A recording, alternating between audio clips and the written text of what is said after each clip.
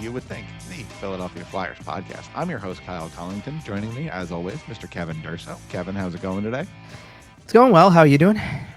I'm doing okay. It's been a busy couple of days. It's been a busy couple of weeks, honestly, surrounding the trade deadline. And as we're diving into that, I just wanted to get you off the top here and make sure you're following us on social media at YWT Podcast. Go find us on YouTube. If you're watching on YouTube, think about hitting that subscribe button. It really helps us out. The like button too.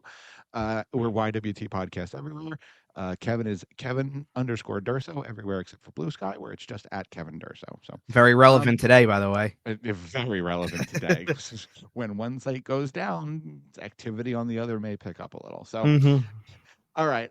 Speaking of activity on social media, the big topic in today's show really is the trade deadline, and I think a lot of us follow that on social media pretty closely. So, we had some deals, and the Flyers were more active than they've been in a lot of recent years. Oh, yeah. Quite frankly, the whole trade deadline was one of the most exciting we've seen in a very long time. Yeah, the quality of deals was unreal. The fact that Thursday night you felt like you couldn't go to sleep because who knows what's going to happen. I mean, I was there was a deal being talked about later in the evening. Sure, and as soon as I saw the keywords of what was involved with that one, I was up for another hour and a half afterwards, just keeping an eye on it because, and then it ended up breaking at 3:04 the following day that it was officially done. No, the one that I think you're thinking of was way earlier than that. It was one something in the afternoon or something like that. But it had layers. Don't get me wrong. Like by the morning, it was a totally different report than what was at whatever it was at 12:30 o'clock in the morning. Of course, and teasing around on it. Obviously, that is the Mikko Rantanen deal. A right. couple weeks ago, he goes to Carolina. Wasn't working out. He apparently told them that he wouldn't play for them and wouldn't sign with them long term. So yeah, there's going to be a whole lot more. There's a whole lot more that we don't know yet about this story that we maybe will in the future. Maybe we'll never know. But if we never know, it'll always be speculation. If we do find out, it'll be a great story, I'm sure. Are the documentary cameras there? I know they're filming another season of Inside the NHL, and I believe Seth Jarvis is one of the names. Is he not? He would be, but see, I don't. Well, I mean, what I'm saying is there's been cameras in Carolina this season. It's not unreasonable to think that there may be some there now. And again, it's not focused on Rantanen, but hey, no, but you're highlighting a player. But right, you're highlighting a player who's there while they're teammates for even just a short period of time. Yep. The only thing I can imagine is that whatever, like the story you're talking about is the Brindamore clip, the clip that was out. I can only imagine that whatever he's talking about was already out there like immediately upon when he showed up. So I don't think the cameras would have followed him at that point or been around him per se, because it was like, it might be before, honestly, that's usually your first, typically that's your first meeting, is it not? Like general manager and head coach, and then you meet the team. So I don't think Jarvis ever came into contact with Rantanen before it would have even been out there to the coach, at least, hey, I don't want to stay. At the same time, it did become kind of a topic of public speculation while he was there, right? And if there's cameras in the room and the media is talking about it, or even if it's just social media that's talking about it, it's the build up to it too, right? Like you're talking about it. The fact that for an entire week, I would say it was at least floated like that. This is basically like the miniature timeline, or like the deadline isn't just a deadline to move him. It was, if they're going to sign him, they probably should do it now. And there was a lot of stuff. Like I remember reading something somewhere, I forget who it was from or whatever, but there was also a thing about just say, screw it. Like, who cares about whether or not he wants to re-sign with you or not? You acquired him, finish out the year, take your chances, go for a run, because that's what you supposedly made the trade for, right? Was to go on a cup run with him. Even if he wants to leave, let him sign it on July 1st, like all other free agents do. You have his rights right now, unless it was going to cause that much of a problem. That's why I'm saying we don't have a whole story. Well, right. I was going to say the other side of it is, right, there's two types of trades at the trade deadline. There's trade for a rental and there's trade with an extension, right? When we're talking about high-end players like Mikko Rantanen, Mitch Marner's name ended up getting floated around in that. We can touch on that if we want, but that was interesting. but when I'd love to know. I'd love to know who gives that tidbit of information, by the way, because who do you think gives that tidbit of information with that particular player? The agent. Hello. Who may or may not have a long-standing relationship with a member of the local media. It's 1,000%. It was like, I knew exactly what the point of that was. It's not to sit there and say they were close on a deal. Toronto's hanging up the freaking phone on that one right now. It's not that. No. I think right now, I think they are, because I think that their goal is figure out a way to re-sign him. But the idea is that someone is going to put it out there to give you the impression things might not be all happy-go-lucky in Toronto. I mean, the organization took it far enough that they asked the player. Clearly, they were taking the offer at least somewhat seriously.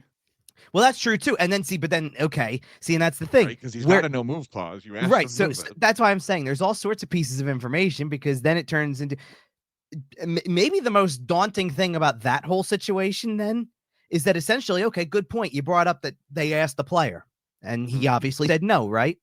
So that means basically within a span of how many days since all this kind of came out, it had to be Saturday at the earliest, because it was after the deadline was over. So we're doing it. It's within like the last 72 hours at this point. You found out that 2 major players don't want to be in Carolina.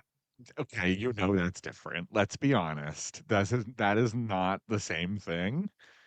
Mitch Marner's a hometown kid. He's been a Leaf his whole career. It's not the same. It may not be the same, but it doesn't matter. Now, if Colorado had offered Ranton and Marner 1-for-1, okay, we can have a conversation. That's pretty similar.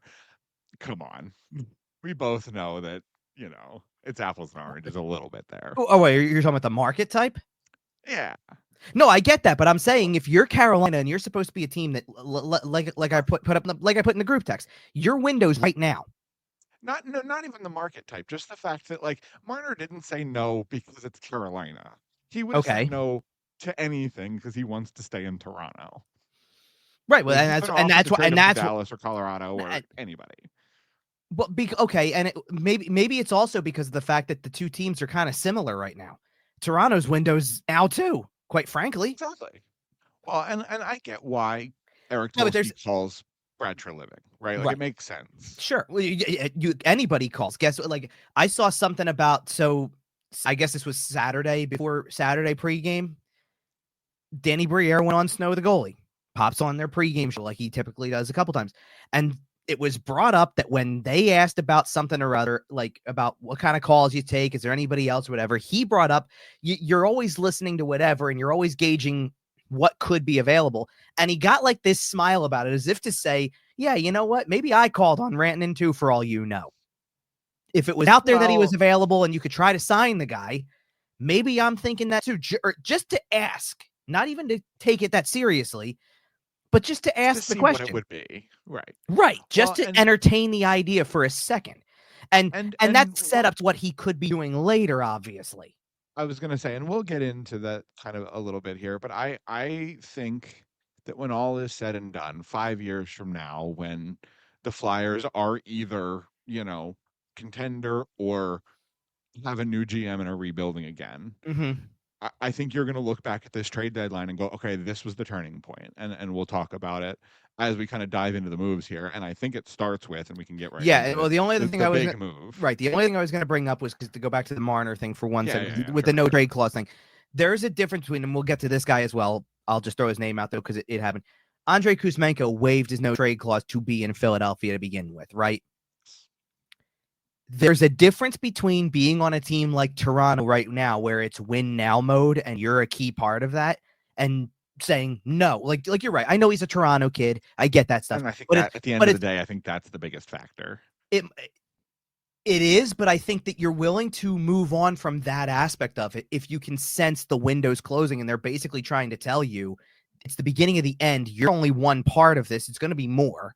Like, we're about to blow it all up. Oh, if they don't make it out of the first round this year, Toronto is in for some seismic roster changes. Sure. No doubt. But what I'm saying is that there's a difference between being on a team that is very clearly at that stage where it's like, okay, you're going to make the playoffs. You're going to have a shot at it because, quite frankly, in the Eastern Conference, just about everybody feels like they've got a shot at it.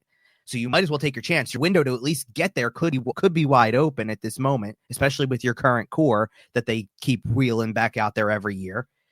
when it starts to close in on you that you're near the beginning of the end, like here's an example, and they didn't trade a guy like this, but let's say the Rangers go to Mika Zibanejad or Chris Kreider and say, we want to make it, or like we have an offer, you need to waive a no move clause or something like that. Which You're may sensing, or may not have been rumored at points this year. And you're sensing the beginning of the end with that core because you are not a guarantee. Like, okay, they're hovering around the playoffs, but you're not a guarantee. It's been a disappointing year. They might be doing what they feel like they have to do as an organization to get out of that and get back to the other stats. And if you as a player can sense it's not my time, okay, I'll do another one for you. Why is Brad Marchand going to play for the Florida Panthers? Because Boston was not making it. And when they realize they're not making it, a player who wants to go for it one more time is willing to do it. Don Sweeney wins the most hurtless move of the deadline, by the way, because your captain is in the media begging to stay and you trade him for a second round pick. And like, listen, I know the conditions are such that it's pretty likely to turn into a first. I get that. But still, man, that's a heartbreaker for Boston fans. Well, it's weird. There's like, look, I got a buddy who's a big Boston fan, is from there. I'm married to one. Yep.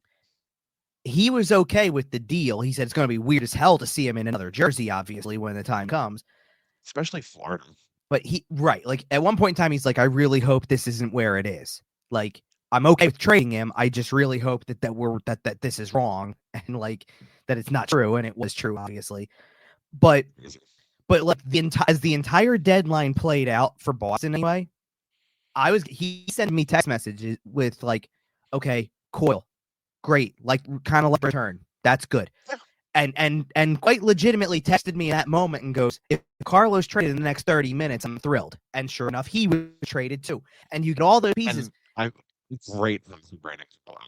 Now, granted, here's the thing that I think is, I don't want to call it a touchy subject for Boston, but this is the thing that, because look, when you've been the team that Boston has been for all of the years they've been, and it starts to slip, and you fired another head coach, and that's the one thing that he keeps coming back to whenever we talk about this is Neely and Sweeney have had multiple head coaches and multiple chances to turn that part of this thing over. Who knows how long they inherit Claude Julien, he's out. They, everything with Jim Montgomery this past year, the way that it ended with Bruce Cassidy in there, all that type of stuff. How many different times are they going to go through? And guess what? And he's right about this when we talked about it because Joe Sacco's not keeping the job at the end of the year. He's been the interim and they're going to find somebody else, and it'll be the next high profile level kind of guy who they bring in and try to do this again.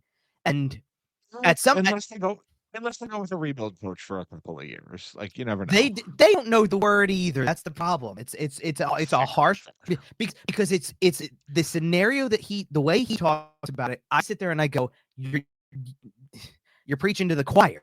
I've lived this covering the team that I cover for the previous 5 years. In our case, when we talk about it, with the lack of an ownership presence, not necessarily like this was past Snyder at this point, but that's pretty much what the Days are to Boston at this point, is that kind of thing. You've had the same, the president, Neely, is in there until the ownership says get out. That's who controls that position. Neely keeps Sweeney employed when he probably should be on the hot seat for all of the shortcomings pretty much since the record-setting season and then first round exit. I get they won a playoff round last year, but you got lucky with stopgaps for a year, and then this year you were ready. And stand in front of people and say we didn't blow it up. Like, come on, you did. Well, the difference here is that in Boston moving forward, as far as turning a retool around, you already have your goalie, right? Jeremy Swayman is theoretically entering his absolute prime. You still have prime Charlie McAvoy, who is an elite defenseman in the NHL, and you have prime David Pastrnak for another year or two. Yeah. So I wouldn't, by the way, Boston fans, I know you probably don't want to hear it, but pasta in the summer. Hello. Yeah, I don't know about that because see, I think that their idea is going to be turn it over quickly. So you know what's coming from Don Sweeney at this point? A 2021 Chuck Fletcher offseason. He's gonna try. It's gonna be aggressive retool. Get ready for that it. worked out really well. But that's for exactly where their heads are at. They're going to hire some high-profile coaches on the market. They're going to bring in players. Now they moved off of this. They might go out there. Who knows? There's no commitment with Marchand. They might go out and try to sign him back. I assume they'll at least call him. Right. But I'm saying that it doesn't. It just doesn't equate to them moving in the right direction by any sense. Like getting all this stuff back that they got back is great, but you got to know what to do with it after that. And I don't sense they're going to do with what they probably should do with it. Is the point? I think they're going to go full retool. That's fair. It'll be interesting to see how Boston handles it. This is not a Boston Bruins show. We do have Flyers to talk about here. I think we should transition. No, we are, because actually, I'm glad I got to the idea of the aggressive retool thing early enough, because when we go over the number of things that have happened with the Flyers, no, I know what you're talking about. But it's why I don't understand. Like, let's just start with the trades that happened, and we'll go to one, and then we'll go into kind of like. Because there's really only one that didn't, if we're being serious. Right. So going into the trade deadline, there were two major names we heard about, and then a couple others that kind of were, I don't even want to say floated, but that were whispered about. Well, no, so here's the best way I can put it. In all of my spots on 97.3 over the course of the last month and a half or whatever, if trade talk came up, this goes back as far as I went on the air. And within the hour before the game started on January 30th. Now, you know where I'm going to go with this. And I go on the air, a question about stuff with whatever. I don't know how I got on the deadline stuff, unless there was the idea of what could they trade or something like that. I don't know if it came up like that, but whatever. My point was about, you had the game that they were playing that night against the Islanders, and you had four games in a week to follow, 2 on the road and then 2 at home, and then 4 nations hit. And after 4 nations, you were going to come back and you were only going to play 6 games, and then trade deadlines here. You've got to decide what you are, and it's time to make these decisions. And basically, I kind of, because we're also, let's remember, by that point, we are 6 weeks out from the trade deadline. I kind of just casually said, you're just going to hear all the same names you've been hearing for a while. Scott Laughton, Rasmus Ristolainen. You'll probably hear some Joel Farabee and Morgan Frost. By the end of the night, Joel Farabee and Morgan Frost were headed to Calgary. That's where it started. Whole week build up to the trade deadline. Of course, Scott Laughton's name's at the top of the list, and eventually, as we'll get to, that happens. And I sit there and I bring up Ristolainen a little bit, because that's been there this whole time. And I go, there's been some stuff about they might flip Andrei Kuzmenko, and I wonder if there's anything they could do for Erik Johnson. So by the time all was said and done, I gave people 6 names over 6 weeks, and 5 of them got traded. You know what I mean? Like, not to call it predictable, it was just, it all lined up that way. And sure enough, that's how busy they were, that they actually did all of these things. Like, if you would, certainly if you would have told me on the day that I first brought up Farabee Frost, oh, you're probably gonna hear some stuff, and it might be this might be 3 weeks from now or something. And instead it was that night. It's like, oh, well, okay then. And it was weird, because you don't tend to think of going in January 31st, for lack of a better term, we're going to punt the season. You weren't getting, based on that move, you weren't getting Chuck Fletcher, we're only 5 out of wild card spot. You were getting, it's January 31st. I don't care that there's at that point in time, there was 30-something games to go, probably. 30 on the dot or something like that. I don't care. I'm making a move. Well, and he made those moves, and Kuzmenko comes in, Pelletier comes in. Obviously, the draft capital goes a little bit further down the road. Mm-hmm. We get to the trade deadline, and yeah. So as we're diving into the moves here, I did just want to address. You mentioned 6 guys. You mentioned that 5 of them got traded. Rasmus Ristolainen didn't get moved. Mm-hmm. Obviously, if you're listening to the show, you know that. Couple things left on that, right? And all these things can all be true at the same time. Mm-hmm. 1, he's got several years left. 2, they don't mind having him on the roster. They think he is helpful. It's good to have around the young guys. He is a genuine contributor to the team. And also, they can still trade him this summer. Like, all those things remain true. Mm-hmm. Danny Briere made it pretty clear before the deadline that the price was going to be high on Risto. There's a lot of term left. I heard a prospect maybe plus. Like the ask was up there for sure. Right. And again, it was because Danny Briere did not feel the need to move him. There was no urgency in it.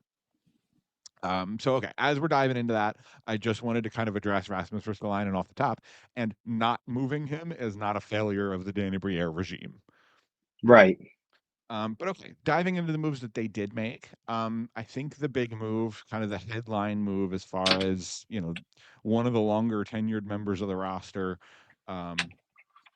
Scott Laughton is now a Toronto Maple Leaf. His hometown team, so I did just want to mention that off the top, that it is good for him personally. He's going home to be around friends and family. He's had a little bit of a difficult personal season, so it is good for him to be around his friends and family. But as far as it concerns the Philadelphia Flyers, they sent Scott Laughton as well as a 4th in next year's draft and a 6th in 2027. Oh, I'm sorry. The 4th is this year. This graphic is awful. The 4th is in this year's draft. The 6th is in 2027. And in return, the Flyers can receive a conditional 2027 first round draft pick. Top 10 protected slides to 28 if the condition is met. And Nikita Grebenkin, who was a 5th round pick by the Toronto Maple Leafs, has really, really impressed in his development. He's a bit of a bigger kid. He plays even bigger than his actual frame is. Right. Kevin, let's break this down here. Laughton out, Grebenkin in, plus some draft capital. What do you think? Well, it was the right decision. That's what it is. I mean, you got what you were asking for. You wanted the first round pick or a first round equivalent, and you got it. There's really not much more to say about it than that. I mean, I don't think you're seeing. I know everybody gets infatuated with, as soon as something comes over that is there or one step away, let's put it, you want to see him. So everybody's going nuts about Grebenkin. I understand why. I don't think you're seeing him for the rest of the year. I think he's going to be in the minors, and that's the way it's going to be. Let's face it, and we'll get into the other, like I said, we'll get into the other moves, but once we get through the other moves, they made 3 of their 4 post-deadline call-ups right away. So they only have one more, and I don't think it's going to be on Grebenkin. I think it's going to be on somebody else down the line. That they're looking to get a I mean, let's put it this way. For all I know, and I hope that this saga is over for the rest of this season at least, but Kolosov got sent down. It could be Kolosov. Short of it being for emergency purposes, obviously, because emergency doesn't count. If they need a goalie and they call him up, they need a goalie. But if they don't and they say, let's see him anyway, that might be the guy. Yeah, fair enough. But as it sits, obviously, again, Scott Laughton out, which is it hurts your locker room culture, right? Danny Briere talked about it in his availability on trade deadline day. Said it was, one of the hardest things he's had to do as general manager, trading a former teammate. Like, he played with Scott Laughton, and wasn't the only former teammate he ended up trading that day. That's funny.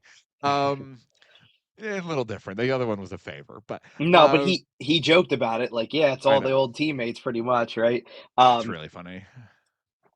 But let's face it, let's stick to the Laughton one for a second, more than the other guys that eventually get moved, because the fact of the matter is, okay, I know that there's a lot of people who were probably doubting that this would ever happen, that they were so attached to Scott Laughton that, it's never going to happen. They're never going to move him. The price is going to be way too high, et cetera, et cetera.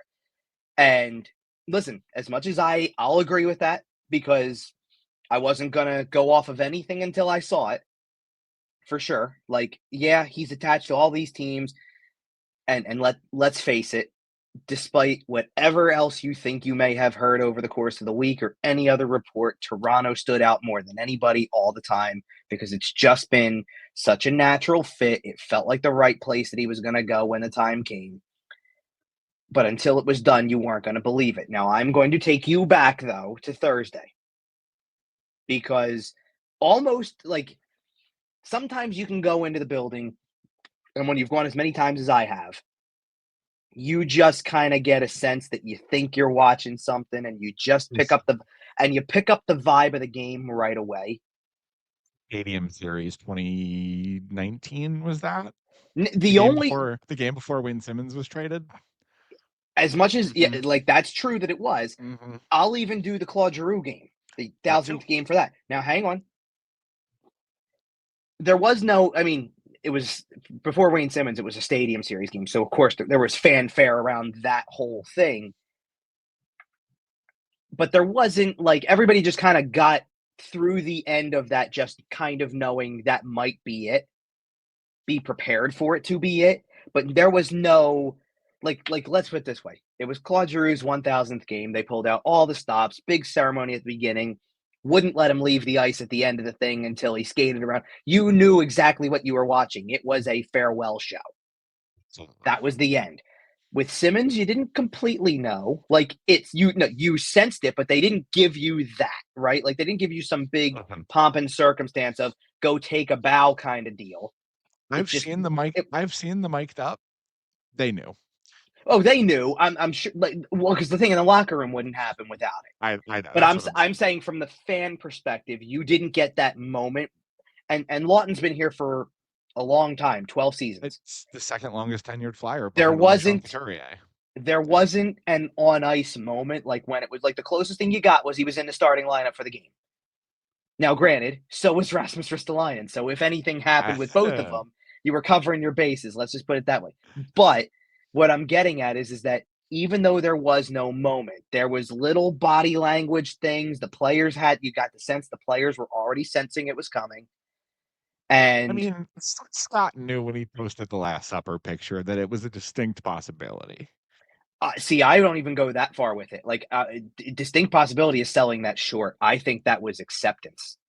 I agree. That's understanding. This might really be at this time. Gone. Right. And as much as he's saying have fun with it, think about the other guy who was behind the whole thing to begin with. He got moved too. Yep. And there's an element where somebody like that who's played as long as Erik Johnson has probably has a sense from either being a teammate of a guy or being the guy that you know when you're going to move. And I think by this point, Laughton kind of accepted the fact that thank you for everything that you have done as a leader in this room over the last 2 seasons in particular, as the culture has had to grow. But let's face facts. You're 30. And in 2 more years, if we let you play out the rest of this year and next year for your contract, in 2 more years, I don't think they're looking for a 32-year-old Scott Laughton to be one of the guys now. You want somebody else, But how many times have we said that Noah Cates is probably going to be the guy who fills that role and just has a little bit more of a ceiling? Sure. You know what I mean? Like, yeah. Well, listen, so we talked a lot on this show about the power vacuum left behind when Claude Giroux was traded. And for a while, Kevin Hayes, it seemed, kind of stepped into that role. Okay. Obviously, that locker room wasn't necessarily the healthiest. There may have been some division, some issues, et cetera, et cetera, et cetera. And that's also because of what came after. But yes, during that, and then after that Kevin Hayes locker room era, I'm willing to bet, as someone who isn't around the team as much as you, and is around the team nowhere near as much as like the locker room everyday guys, it seems to me like Scott Laughton was kind of the leader of that room. Oh, for sure. And right, in a way that he's been here a decade. No disrespect to Sean Couturier, but he's been healthy for the last couple of years during all of this kind of big roster overhaul. Yep. And it seemed like he was kind of the leader of that room. And now by trading him, you are banking on the fact that he has sown enough seeds, that the locker room is in a good spot, that, he taught good lessons. I do just want to take one quick second here and shout out Scott Laughton for being such a fantastic person, a humanitarian. Oh, God, yeah. Huge supporter of the local Pride community. That will go missed in this organization, especially with Joel Farabee, the other ambassador, being traded away this season also. So I'm hoping that some guys in that locker room step up to fill that void. But even that'll just depend on who's even here next year. Yeah. Of course, but even just from sure, but there's guys that we know are going to be here, right? Like there's guys with long-term contracts. There are. I know you're talking about a Travis Konechny and Owen Tippett. Somebody take on these things. Like Owen Tippett's big. Anybody. Yeah, like Owen Tippett's really big on the it's the Learn to Skate program, I think, or something like that. And he and his wife are behind that all sorts of ways. You take a guy like Garnet Hathaway, who has a lot of community ties. Like, yeah, you just want to see people jump onto certain things. I will tell you. And hopefully some of that passes on to even the younger generation too, because most of the guys you mentioned there, other than Tippett, are a little bit older. So yeah, I hear you. Yeah, hopefully these younger guys step up into leadership roles. But yeah, continue. Well, and here's the thing. So now let me put you into my perspective for a minute when you go into that too, because you also have to. It's a weird week. The entire week is a little weird because you're sitting there knowing what is possibly going to happen. I'm sitting there Thursday night going, here's a player that I've watched. But in particular, here's a player that, as far as I'm concerned, practically for me has been here every single game I've covered. Just about. I mean, he was pretty much a regular from 2014-15 on. He debuted in 2012-13, but like... And has never missed a bunch of time. He's always been a pretty healthy player. And obviously somebody that I've been able to be around, talk to on occasion. Like, you know what kind of guy he is. You know, fierce competitor on the ice, great guy off the ice, you know, definitely that type of leader. And here's the thing, though, as much as he will be missed, and I don't discount that for anything. And listen, this is why we're not going to spend a whole ton of time on the results, but this is why you get the kind of game you saw on Thursday. It's why you get the kind of game you saw on Saturday. There's just no time to kind of take the human element out of it and say, just go play. And I talked about it earlier this season when Joel Farabee and Morgan Frost got traded, that you're already taking a big chunk out of that locker room, though you can tell those guys loved those two. And it's the same thing here. And you have now taken 3 big old gouges out of your locker room, out of culture, that word that you've been saying for the last, basically since the second Danny Briere took over, since the second John Tortorella took over, we've been talking about the culture. And you use all the words, the culture, the standard, everything. Yes. And the truculence anyway. And you just dealt 3 heavy body blows to that over the course of this season. So as we talk about the Flyers kind of turning the corner and maybe starting to add some assets in the summer, right? The next time you have the opportunity at this point, they have to keep that into account, that their culture is, I don't want to say at risk, because that sounds like a negative thing. Right. Their culture, this is the test, though. Their culture has taken some big shots. And if you bring in a couple of bad apples, it can go sour again in a hurry. Well, here's the way I'll take this, because yes, you're right about anybody from the outside. Sure, of course. Anytime you take the chance on adding somebody from the outside, you take the chance of what could this do inside the room. Totally agree. This is also a test for everybody here, because now that you've actually made the move. You teed up the move by sitting here saying, the only reason we feel like we can do this is because the room has grown enough that we feel like we can do this. Your coach has said that. Your general manager has said that. Your president of hockey operations has said that.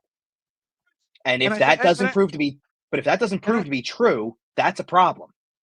I agree. And I will say, I think from what we see, and again, it's not a ton, we have a much more limited view than those people. From what we see on the ice, it looks like their culture is pretty good. Usually, people are and I'm saying, because people are going to be really sour over the way that the weekend went. It's disjointed. It just doesn't let us there. There's frustration setting in because of where it's all going. And in fairness, this is the hard part of this stretch of the season. Like, get used to it right now. If I was willing to sit here and tell you that when a trade went down with Joel Farabee and Morgan Frost, 6 weeks ago, that it felt like you were punting the season, then you have really formally given it the boot now. And that's with as much as that's the right decision to sell, the right decision to understand that you're not there. Good luck telling the players that are being told, compete with everything, we're trying to win games, that you don't have you have even less talent than you had 2 days earlier. Go try to win. And oh, by the way, it's not going to matter, because we're telling you already it's over. Well, and your coach isn't going to accept subpar efforts. We'll talk about that a little later on in the show. You might He's just see the not bench. he's not going to accept it, but the hard part is like, and here's the thing, you use a key word there. He's not going to accept subpar effort. I don't think that the effort was really lacking during the course of some of these games that we saw over the weekend. It's everything else. You're going to make Execution, it's the bad talent. right. You just you're not going to be good enough. Like it is. I'm not going to use the word that John Tortorella does not like to use, but it is as indirect of doing that as you can get by taking you've like the way I described it on, and I didn't use that word on the radio either, but the way that I described it was you took away 4 forwards over the last 6 weeks. You have to fill that somehow or other, and when you do, it's definitely not going to equate to being better. Last year at the trade deadline, the Flyers were in a divisional playoff spot, and we saw some signs of trouble, but things were still looking pretty good.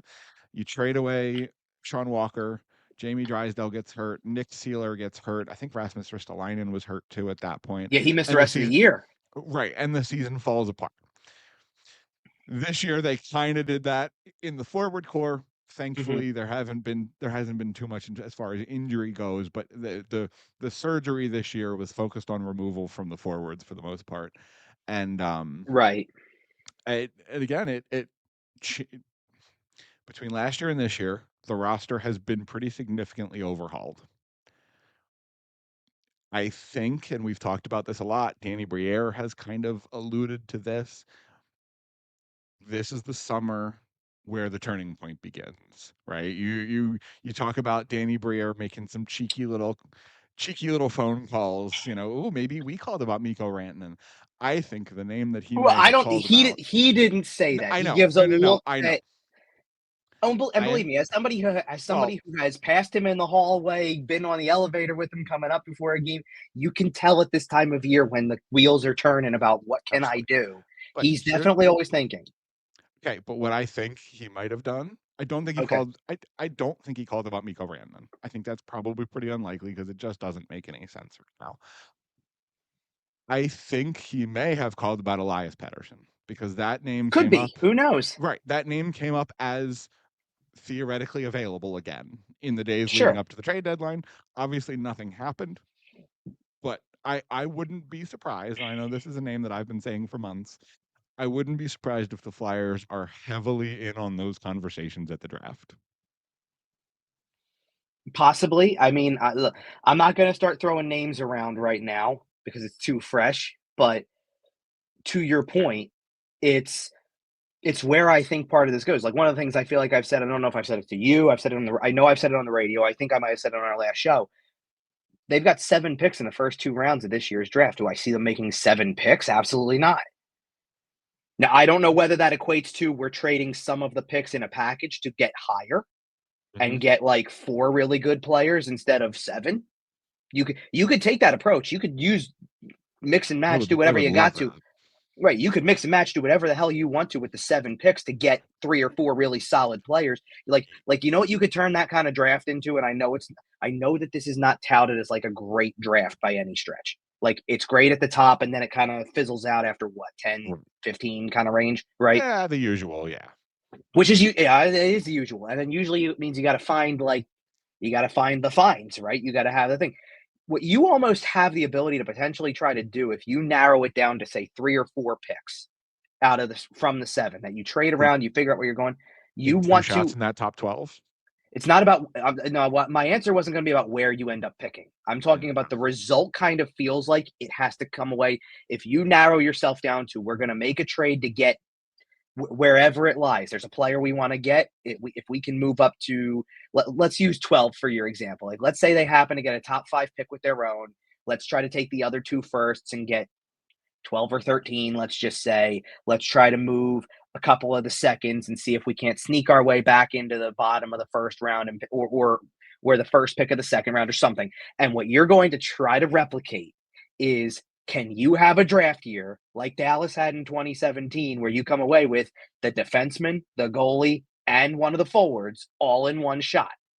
Robertson? That was Robertson. Yeah, but and here's the catch. Think about all the players we know very well who went number 2 in that draft, obviously. I love Miro Heiskanen. Oh, Well, yeah, he went 3. I'm talking about the guy who he went went 3. before You're him. talking Kel McCarr. Okay. No. No, no, no, Number no, no. 2. Wait.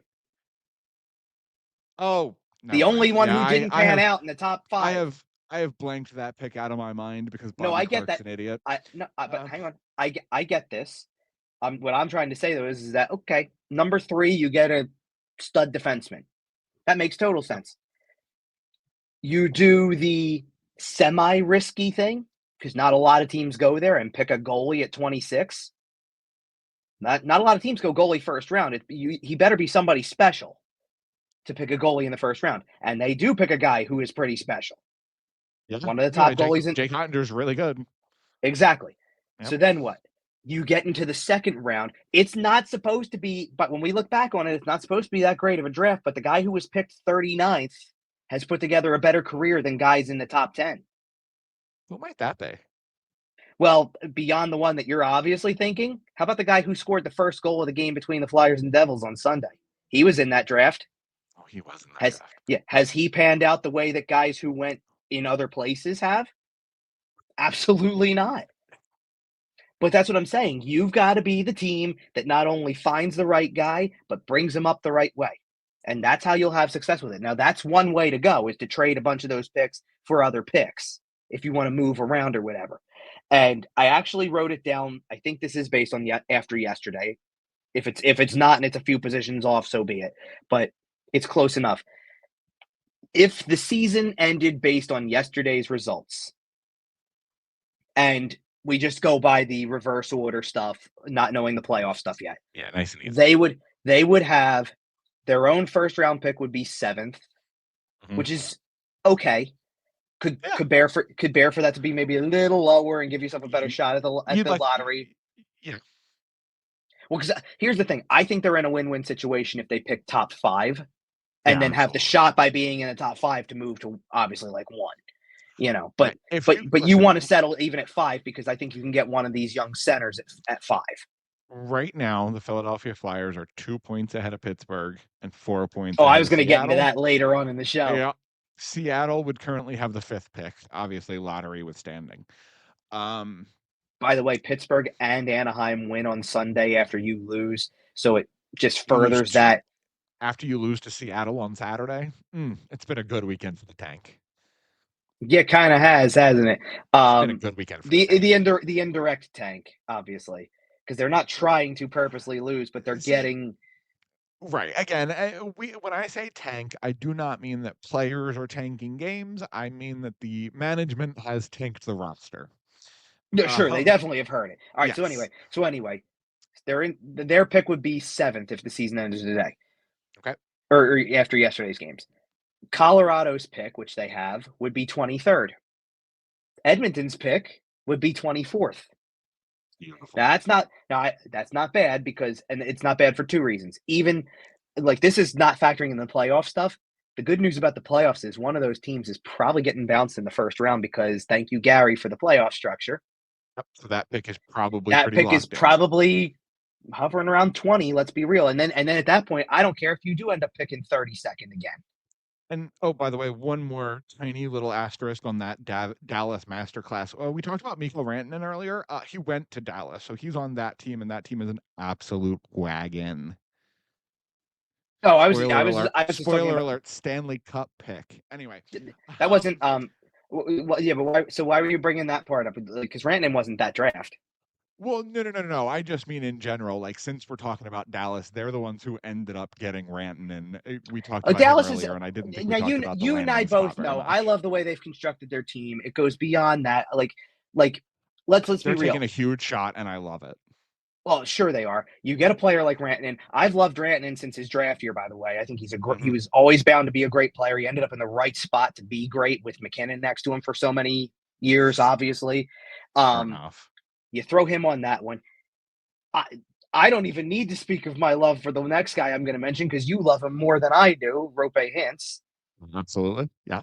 So there's one of your key centers. I thought they've bridged the gap with the veterans like Ben and Sagan really well. You get another find in Thomas Harley. The aforementioned Miro Heiskanen. And then get another find Mafia, with right, and then get another find with full effect.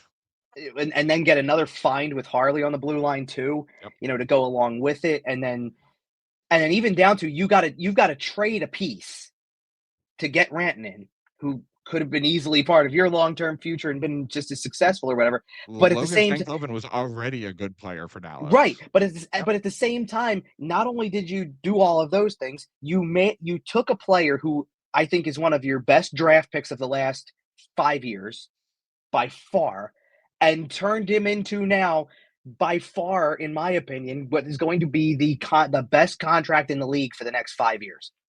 Absolutely. Yeah, you know why you can trade Logan Stankoven? Because you got Wyatt Johnson. Wyatt Johnson in front of him. And there's nobody, yes, 1,000%. And seriously, get used to hearing it. The Wyatt Johnson contract is going to be one of the best contracts in the league for the next 5 years, because as that cap goes higher, you're going to love the fact that you're only paying that guy $8.4 million. What did I say?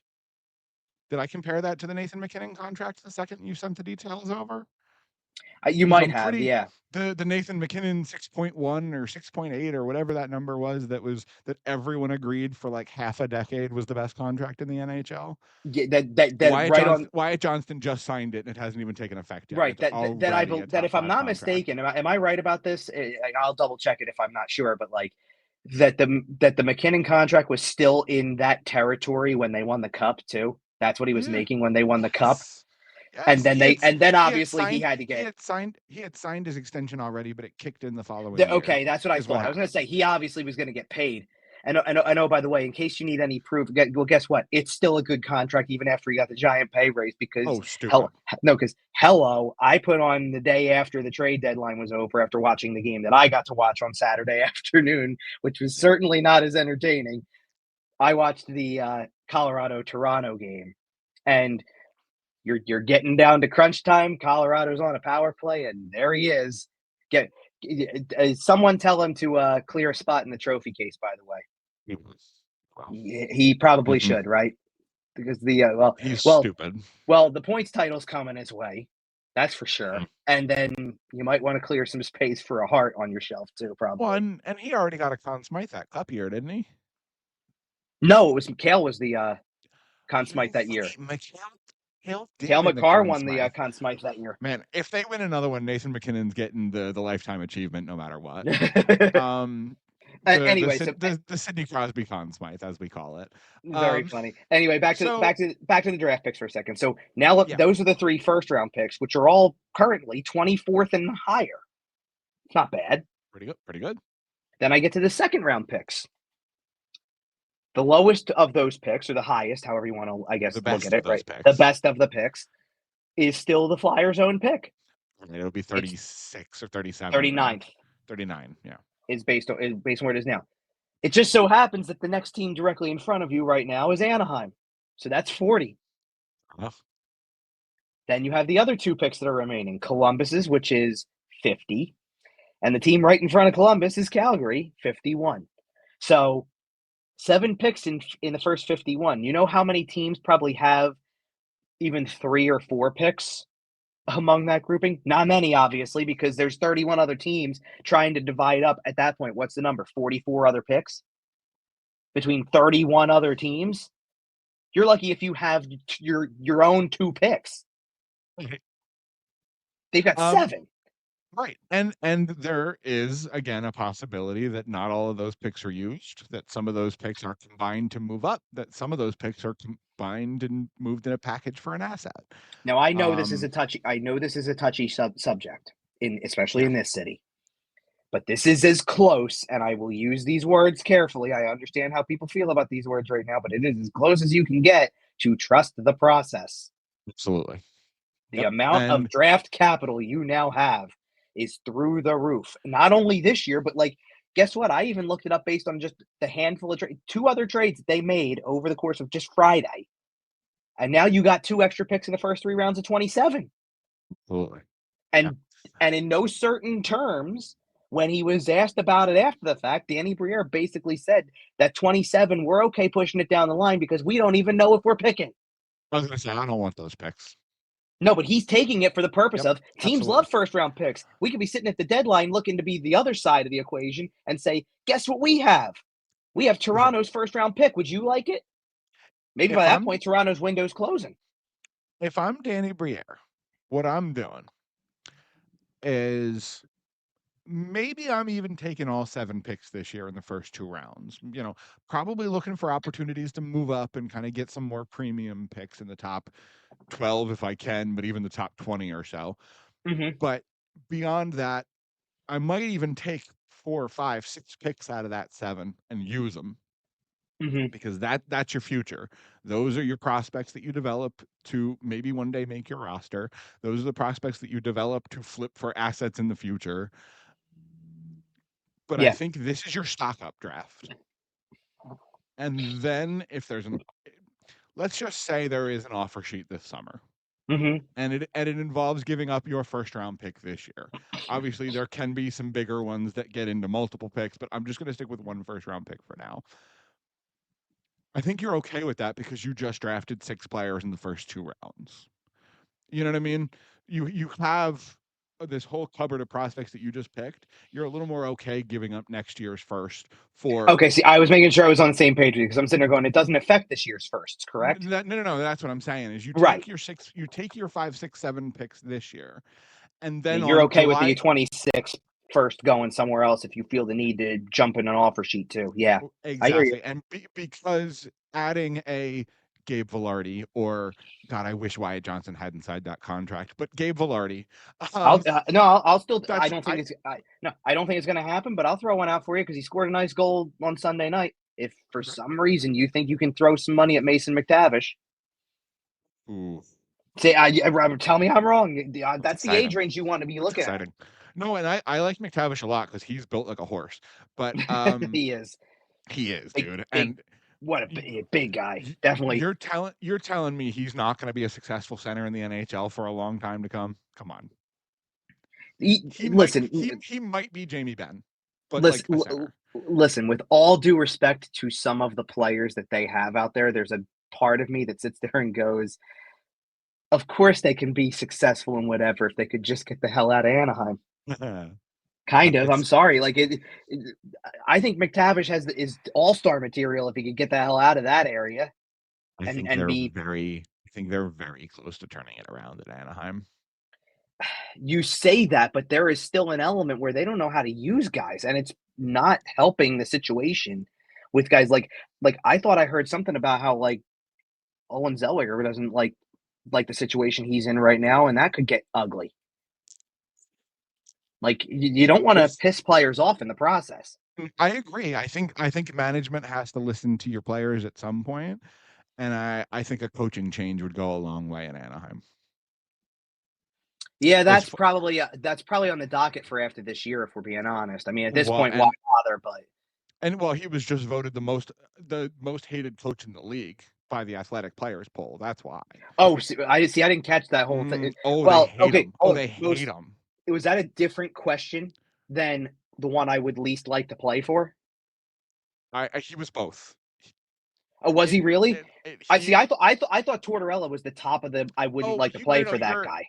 Maybe you're right. I'm thinking of something different. But there's stuff coming out of Anaheim that the players don't necessarily love the situation there. Oh, I know they don't love the coach, and that's why I think that's end of season done for. Yep. And 1000%. I think if you put a Jay Woodcroft on that bench, that's not bad. Give him a training camp to really cook with all those young kids. I love where something there. I love where you're going with that, except for one problem. Do you know the type of team that's going to hire a Jay Woodcroft or of the sort? The Rangers. No, it's a team we already talked about. How about the Boston Bruins? Because I could see that. I'm pretty sure they're hiring a dude with a mustache, but. Oh, you think in Boston? Well, you thought that about the Rangers too. Okay, I think they're going to bid for his services, frankly. Well, let's put it this way: in Boston, in particular, that fits more of what I was trying to say. They were with the retool thing. That you get a coach that like is very high profile. That sure as hell would do it. For better or worse, I guess. We are more than 50 minutes into this show. We should probably mention the other couple of Flyers trades. But we did. We mentioned that they got traded. We didn't talk about the deals. Kuzmenko to the Kings with salary retention. Flyers receive a 3rd-round pick in 2027. Mm-hmm. Erik Johnson to the Colorado Avalanche, 1-for-1 for Giovanni Smith, who it's a favor to Erik Johnson. Let's be for real. Danny Briere said as much. Erik Johnson said as much. I think. Did you it's an send it to? opportunity for him to go win a cup. Did you send it to, or at some point put it in the group, or was it in the group at some Probably. point about that Giovanni Smith fought Erik Johnson earlier in the year in the preseason? I No, don't that was know if right. I said it. That was regular season. I mean, yeah, I'm sorry. Giovanni It was San Jose. Smith, San Jose. Giovanni Smith hit Michkov. No, you mixed it up with him before face-off. Mixed it up with Michkov, and then Erik Johnson fought him on the ensuing face-off. Yep. Right, and well, Erik Johnson pushed Michkov out of the way and was like, "No, kid, get out of here. I'm going to do this. This ain't happening. I'm taking this one." Right, yeah. and stepped up for him or whatever. Hilarious. Guess what? That's another guy you won't be seeing. No, Giovanni Smith will very likely ride it out in the minors until the end of the year. Yep. And listen, when he was coming up, I liked Giovanni Smith. He had a little bit of potential. Hasn't really lived up to it. Has snarled to his game, obviously. It's a really fun player. Well, honestly, listen, if he ends up and like he has been through. Well, you know where he was career, for a little while, right? Where's that? Dallas. He played in their system. You're right. He played in Dallas's system for a while, and that's what you're probably thinking of, that it felt like a good fit for them. He seems to be one of those like quad A guys. Yeah, and he is. And but his style, if he adapts a little bit, he's going to be a really good AHLer. Like he's got physicality. And maybe you think about bringing him back for that purpose, I guess, to fill out an AHL spot if you really want to. I don't get the sense that that's... know this. Yeah, I don't know the state of the Phantoms at the moment. So, well, right now they're in a playoff race. Are they really? Okay. Oh yeah. Well, okay. Playoffs in the AHL is a little funny business to begin with, because 6 teams out of 8 in the division make the playoffs to begin with, or something like that. Yeah, so only like their division. It's weird. But the Phantoms were at last check anyway. They were 5th in the division, but they also were like within 4 or 5 points of 3rd. So they're having a decent little year with some of the guys they have. If only they had like a really high-end goaltending prospect who could be playing games for them. Wouldn't that be nice? Now they do. Oh, right. Now they do, and apparently he won a game on Saturday, something like that. Good to see. Anthony Richard scored in the final minute of the 3rd period to win the game for them. So that was another marker. Like every so often I catch them like, oh, they beat Providence tonight in that way, or they beat one of these other these high profile AHL teams that typically are always doing really well because they just always have a bunch of prospects and good AHLers, and they're like hanging with some of those teams this year. So they're a fun little team when it comes down to it. And obviously now we got to admit they've taken a little bit of a hit themselves now, because you had to pull some bodies up. So Ula Lixell and Rodrigo Abels and Emil Andre not being there. The real question is, did Danny Briere fail in his role by not sending Matvei Michkov down as in paper transaction so he can play in the AHL playoffs? No. I know. No, especially when you consider how much that kid has played already. You let him take a vacation as soon as the season's over. Go to Santorini, kid. Spend 3 weeks in Greece. Well, hey, he went on some trip somewhere after the. I think it was like Dubai or something like that. It was 4 Nations. He was in Dubai. Right. No, I knew when it was. I'm saying he went somewhere and came back looking great. So and guess what? It was Dubai. Yeah. Yes, because apparently that's just a very popular destination in general right now. And I will say that is also one of, I don't know this to be the case, obviously, but that is one of the places that Russians can get to a little bit. Yeah, I know. Fedotov went there one point in time. And so he may have had some friends or family meet him there as well. Very possible. So let's do this for a second, because I have written down in front of me anyway the entire scope from all the trades that Danny Briere made, including the January one. What just was this year, though? Okay. Right? What was acquired and what has been traded? I know there's a longer list. Believe me. I got you. No, you're fine. So they traded Joel Farabee, Morgan Frost, Scott Laughton, Andrei Kuzmenko, Erik Johnson, a 2025 4th, a 2027 6th, and a 2025 7th to get back Jacob Pelletier, Nikita Grebenkin, Giovanni Smith, a 2027 1st, a 2025 2nd, a 2027 3rd, and a 2028 7th. You know what else they got that list doesn't include? Go ahead. Cap Cap space and space. financial flexibility. Yes, a lot of it. I mean, right away. Well, okay. So while we have while we have this banner up too, because that to me is actually the bigger deal. Like, yes, you flip Andrei Kuzmenko and get a 3rd round pick. You know what? Why I'm calling that the bigger deal though? Because as long as he was on your roster through the end of the year and kind of doing some stuff, played 7 games, had 5 points. It's not like he came here and just did nothing. Solid player. Yeah. Right. Had a nice little, handful of games with him before getting traded. Yeah, frankly, I was starting to advocate for keeping him if they didn't flip him at this deadline. Right, now it was going to have to be for way cheaper than 5.5. Of course. But that's why I'm saying, to me, what that trade represents is, even with retention, because obviously the retention's gone at the end of the year anyway, so who cares? It's that 5.5 is legitimately gone now. Instead of trying to figure out what percentage of it goes back into keeping him, is it 2.5? Whatever it may be. It's just gone, and I don't see them bringing him back, despite the fact that they said they could revisit it. I don't see them bringing him back. So because of that, it's 5.5 more. And then, so now take that and put it with the what's it called, the 7.5 mil. It's supposed to go up. Well, and $13 million. One quick note for those of you that might be thinking, oh, maybe we bring him back because Matvei Michkov, they got along really well. The Russian, blah blah blah blah blah. The prospect received in the Toronto trade, Nikita Grebenkin, we did not really mention this at the time. We kind of glossed over him. Has essentially grown up playing alongside Matvei Michkov, not necessarily together, but they've supposedly known each other for a very long time. They're supposedly tight. It's not more than just know each other. That's what I'm saying, is they're apparently very good friends. I don't know if they ever played together, but they have gotten close. So they definitely weren't on the same KHL team. I know that much. That is worth noting. I know I talked about kind of the locker room culture recently, and it looks like we might be heading for a little bit of a Russian era, but I mean, it worked for the Florida Panthers, so right. But you've got you've got all that. You've got the cap space thing going. Barkov for sure. To the Flyers when? Who's that? Barkov? No, I don't know about that, but I could only dream. Oh my God. Yeah, you and everybody else who wants a number 1 center, I hear you there. There it is. That is a top 5 center in the NHL. But okay, so now that we have touched on, and we touched on the Erik Johnson one as well. And by the way, I think that is, I didn't really bring it up too much in my appearances on anything or in articles or anything like that, but it's been brought up a couple times, and it's a really good point. Scott Laughton gets traded finally, and you trade him. You can trade him really anywhere. But you trade him to put him close enough to home. It's his hometown team. His wife's family is from there. They had a family tragedy earlier this year. So you kind of do, this is that whole do right by the player thing, and you follow through on it.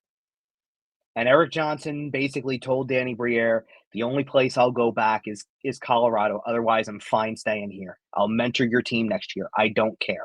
I will do whatever it is you want to be around because I love it here that much. And he does right by the player. I'll show up in the background at every game preview on the website. Funny story about that, by the way. I don't know if you saw this one. Yep. Okay, well, then I'll say it for the listeners then. Yep. That the next day when they did the preview for the Seattle game, when Brian Smith does the video preview, he was in the press room that's downstairs, and behind him over his shoulder was the Erik Johnson 1000th game T-shirt. Which was one last little nod to, the cameo of Erik Johnson making one more appearance, it was really cool. But this is the type of stuff that when teams are, especially if you're a free agent eventually, and you get to pick, where do I want to go? What team is going to take care of me and look Players out? Remember this. Players remember. Hey, did you see that thing that this GM did for Erik Johnson? Yep. That sounds like a guy I'd want to play for. Or did you see how they took care of Scott Laughton, and not only like when they moved him to a place where he would have wanted to be, where his family is. They took care of him in that respect. It's done respectfully, all stuff like that. Players do remember that type of stuff, and it's a very important aspect of it for sure. And as a younger GM who is still kind of forging his reputation in this league, that is a great thing for Danny Briere to establish early on, is that he will be taking care of players. Right. Well, and now, so while we're on the subject of Briere too, I want to give Danny Briere a lot of credit for this whole week, and really the previous month as well, honestly, because I think that a lot of people were prepared, and we talked about this a little bit before, were preparing themselves for Scott Laughton is still here. That they just felt like the price wasn't met. We're not doing this. He's too valuable. We're not trading him. And you were going to have the same situation as you always do. And this isn't to center it around them moving Scott Laughton. That's not where I'm giving him the credit for. What I'm giving him the credit for is basically doing, and like I said about the message that it kind of sends for the rest of the season, it's going to be ugly. You're not going to have a great team for the rest of the year. You took a lot of pieces away, had to fill it with minor leaguers. It's going to look a little rough, right? You're not going to win a ton of games out of these final 17 to go. And the players kind of seem to realize that also. Like, that's also what this represents. It's not just about the person leaving. It's, the team is what it is. We're obviously not making the playoffs. And the reason I want to give credit is because it's really easy to look at all of the other negative angles of this thing and build off the frustration. The 5 years now you haven't made the playoffs. The way that this season has gone and it's not panning out. Some of the different, Cutter Gauthier not working out, or the Carter Hart thing, or something, all the bad luck, all the negative, you're frustrated, you're tired of it. And Scott Laughton was kind of, to a degree, kind of the face of that to a sense, because that was really his entire career, was the years that they just weren't the greatest. Like, yeah, they had a few playoff runs. That's not to say they never made it there, but his years as a Flyer were not. You're saying Scott Laughton did play in the playoffs. Yeah, I know. I heard all about that. It was really funny. I couldn't believe about Leah Hextall on the broadcast. Anyways. I know. But, I mean, for God's sake, the guy has an overtime playoff winner. I know. Probably, if we're being serious, probably his finest moment as a Flyer. Scoring that goal in an overtime. I know the shame of it is to sit there and say that and figure out or have the realization that nobody was there to actually witness it in person. He was because the way he celebrates that, you wanted a building full of that was a game 5. It would have technically been a home game. Can you imagine Wells Fargo Center seeing? Stop. I know. Stop. It's painful. Anyway. Stop. They were the best team in the league going into the COVID shutdown. Stop. But okay, but that's perfect segue for what I was trying to get to with the credit for Danny, because it's if you do nothing or don't do the thing that it seems like it's right in front of you. And I even said they didn't have to do this right now. I could have understood to a degree why they wouldn't have moved him. But I also kind of kept in the back of my mind, we talked about the Rantanen trade, that there was something other. Look at what Carolina still managed to get back for Rantanen, all things considered. Look at what the Brock Nelson trade turned into. Look at what the Tampa-Seattle trade was. Some pretty ridiculous price tags on some stuff that you have to kind of acknowledge. Is it the best time to do this? And if we don't do this now, then who knows what we're going to get for him? And of course, you also have to weigh what happens if he plays next year for the Flyers instead and gets hurt, or his value tanks further, and you missed the boat on a seller's market. Credit to Danny Briere for finding that offer that was okay. Thank you for giving us kind of what we were looking for. The only piece of the Laughton deal I didn't love was the retention. And it's not like it's huge retention, and it's only 1 year, but you just don't love that it eats up the slot. Yeah, that's the only thing you don't love about it. I think that indicates, as well as the retention on Kuzmenko. So right now the Flyers are currently full. Cannot facilitate any weird draft day trade. Like, there is a bit of a but as it sits right now, I think you're in a pretty good spot. You don't have your retention spots, but I think that indicates more than anything that Danny Briere is looking ahead. That we have hit the turning point. Right. That it is now time. It is no longer time to ship assets away and retain value just to drive prices up. It is now time to be the ones acquiring, and the other team is going to retain, and you're going to pay a little more because they're going to, maybe not specifically, but that's the sort of move that maybe a little bit of a philosophy shift moving forward. Let's think about it this way too. If you don't move him now and wait another year, and therefore burn year 2 of Matvei Michkov in the process, you're one step closer to that contract needing to be extended in some way. He needs a new contract. And that one's not going to be cheap. No, of course not. But are you also preparing yourself to kind of sit there and like you're saying, to move the process a little faster here so that you're in a position to start trading some of this stuff potentially, if that's where you want to go, instead of, well, in another year we might be able to get that first round pick instead. Like, you got a first round pick. Sometimes you just take the first round pick you got. You got a nice product. Like, look, is Grebenkin number 1, 2, or 3 in the Toronto system? No, but is he top 10? Yes. Got a nice little. Is he top 5, 6, 7 in the Flyers system immediately upon coming in? Probably 5. Probably. Yeah. I saw depending on what you're considering a prospect. Yeah, I would say I saw a lot of lists putting him on a similar level as like a Denver Barkey. Yeah. As far as where he ranks in your system. And see, I also compared the trade to the Claude Giroux trade a little bit, because when they traded Claude Giroux, the first round pick was 3 years down the road. They traded him in 22. They didn't get a 22. They got a 24.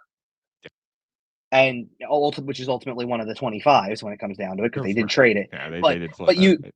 But you get my point. It's like you pushed the first round pick way down the road. You got it wasn't the top guy that everybody was eyeballing when it came to prospects. You got somebody a little further down the list who turned out to be something that worked out for you. Absolutely. You take a flyer on a guy like Owen Tippett. You take a flyer on a guy like Nikita Grebenkin. Maybe something happens. It's worth exploring. And then, and I think at about the same age, if I'm not mistaken, too. Correct? Like when they got Tippett, he was 21. Yeah, I want to say, or something like that. Yeah, because it's somewhere in that range. Because Tippett's only 25. Something like that. And I will say, I think he is probably one of your contenders. I know they've kind of mentioned that no one's going to replace Laughton's A this year, but going into next year, I got to think Owen Tippett's one of the guys they're looking at. Possibly. I lean towards, I've said Nick Seeler's a guy I could see them giving one to. You think Travis Sanheim gets a letter at some point? That was the next guy I was going to say, was probably, he's probably high on that list for sure. I can't really think of any other forward really besides, like what you're saying, besides like a Tippett type or something, because you kind of start to teeter into, like, let's face it, with all due respect to how good the kid early could to be, give Noah Cates. Maybe not, honestly, if they feel like I think that they wouldn't see him as vocal enough for it, to be honest. Like, he's definitely leading by example, don't get me wrong. It's not that. I was going to go the other. You never know. You never know. He shows up at camp next year. He put on an extra 5-10 pounds of muscle. He comes in a little bit. Maybe he plays his way into a position where they give him an A next season. I don't know why. I feel like that's almost a certainty at this point that he's going to show up like that. I feel like he just wants to keep getting better. Well, and I think he has already shown that he can be a 2C. I think this is the offseason where he attempts, I don't know if he'll do it successfully, where he attempts to make a run at being a 1C in the NHL. Well, he already is the 1C right now, if we're being honest. Oh, so you know what I'm saying. No, I know. One of the 32 best centers in the NHL. Let's put it that way. Okay, well then let me put it to you in a different way then. I don't want him to be the 1C if he's one of the 32 best in the league. I want him to be like, if let's say there's 20 centers better than you are, but that puts you on the second line. I'd rather have that every day of the week, course. Obviously. Like you want to have Gino Malkin playing behind Sidney Crosby? No kidding. But I think that Danny Briere sees it that way, is my point. Like, let's get somebody else in here. And let's be real, by the way. There's the Noah Cates element of that, but there's also going to be the Jet Lachenko angle of that too, who's competing for it. And Lachenko played a game against Edmonton earlier this year and didn't look out of place being put on the ice with Connor McDavid. I agree. That matters to eventually down the line. And Barkey's going to be pro next year by that point too. Like, you got all these things to factor in. It's you're going to have guys who should make some noise here. You're going to trade for Elias Pettersson. He'll be there fighting for that spot too. We'll see about that part. But I genuinely believe I'm that there's a chance that. See, and I'm not trying to manifest it, but I feel like I've heard enough of this guy's name to think it's a realistic possibility. I really think they make a possible run at Gabe Vilardi. I agree. I absolutely agree. And like I mentioned, and that would be a guy you're primed for one of those offer sheets. Sure, absolutely. So we'll see where that type of stuff goes. But again, I want to give credit to Danny Briere for having this kind of trade deadline where I don't want to call it full fire sale because it wasn't like you were selling like to bare bones minimum like that, but you pretty much moved every piece that was logically able to be moved.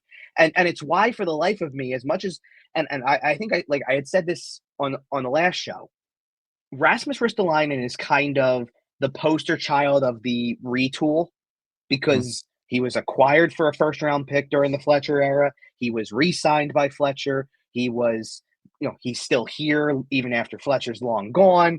Yep. People are constantly looking for, even as he's grown to probably be a, suitable player based on the contract, honestly, for the way the cap is.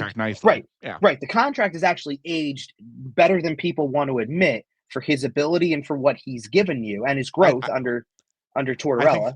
I think the player has taken steps to make sure that contract is aging well, for sure. Oh, I agree with that. Yeah. But what I'm saying is that I think there's a number of people who just focus on how he got here and why he's still here and make the connection between the previous general manager and go, Danny, just do whatever it takes to get rid of him. Right, exactly. When the coach is trying to give you a message of, I don't know where that comes from, because if you got rid of him, you'd wonder where that next guy is who's like him the next day. And I understand that sentiment as well. I'm just saying, I can't understand how you would be disappointed that he's still here after all of this stuff. If it was him and Laughton's here and you had a shot to flip Kuzmenko and didn't, and I'm not even worrying about Erik Johnson because I don't think anybody even thought that was going to happen. And especially Erik Johnson didn't, apparently, by the way. He was surprised and apparently very emotional about it. Yeah. So good for Erik Johnson, I guess. Well, because he never left. He still spent his summers in Colorado. His hurts in Denver. Yeah. But I'm going to tell you right now, if you had to ask, I'm not trying to throw shade with this by any stretch, but if you had to ask him, where did you enjoy spending more time? The part of the year he was in Buffalo or the time in Philly? He would tell you Philly. And I think if he ends up in the media and it ends up not in Colorado for some reason, which I think it will, by the way, but I get your point. Absolutely. I think this was his internship year for all intents and purposes. I think that for something like that, he could put the president of hockey operations and the ex-goaltender, current broadcaster who does national games on speed dial and ask for tips for his post-playing career. Absolutely. I think Erik Johnson will be just fine. What is it about, by the way, like, even if they've only been there for a small period of time, ex-Flyers who end up in that field in some way?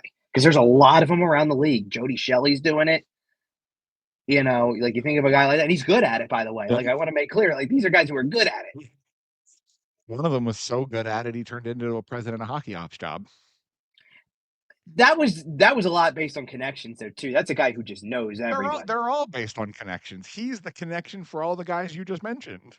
Yeah, sure, of course. Anyway, all right, back to the other stuff. Yes, right. we're over over Erik Johnson's post-playing career. Absolutely. So, you gave Danny Briere his flowers, and I kind of wanted to do the same. I think he has done a pretty excellent job over the last, almost 2 years now, reforging the roster, cutting a lot of he did a good job of cutting what I think a lot of the problems were while not giving up on too many players too early.